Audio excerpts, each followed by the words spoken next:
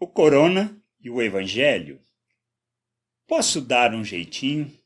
Isso quer dizer, posso cuidar dos meus interesses e buscar os meus interesses em primeiro lugar? Isso revela o quê? Egoísmo?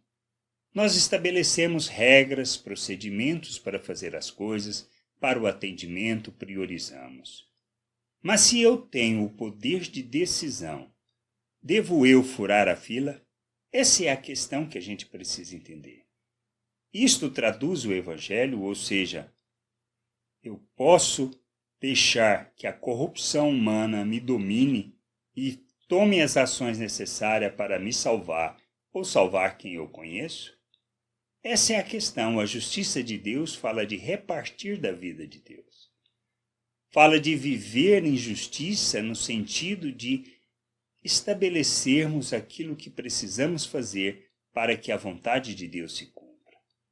Quando eu me corrompo e passo na frente pessoas da fila de uma prioridade que foi estabelecida, eu estou vivendo o evangelho do reino de Deus ou eu estou cuidando dos meus interesses? Essa é a diferença entre revelar o reino de Deus, viver a justiça de Deus, deixar o curso correr e sabendo na mão de quem nós estamos e quem é o nosso Deus, ou na realidade eu tenho dúvida da minha fé? Essa é a questão que a gente precisa entender e pensar.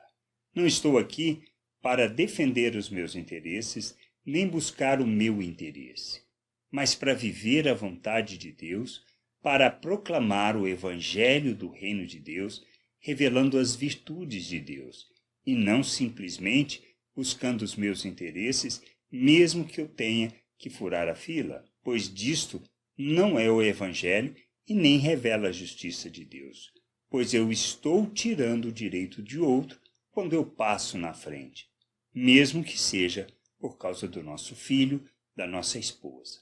A gente precisa entender isto. Esta é a questão do evangelho. Esta é a justiça de Deus e a gente precisa saber em quem nós confiamos, pois trata da nossa vontade? Não. Trata do querer de Deus, do cuidado de Deus.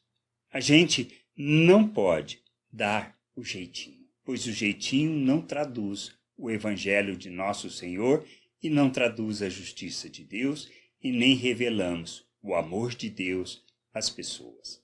Que a gente possa entender, compreender e viver esse pleno evangelho segundo a vontade de Deus, sabendo que em tempos de corona nós precisamos revelar o nosso Deus ao mundo. Graça e paz sobre a tua vida.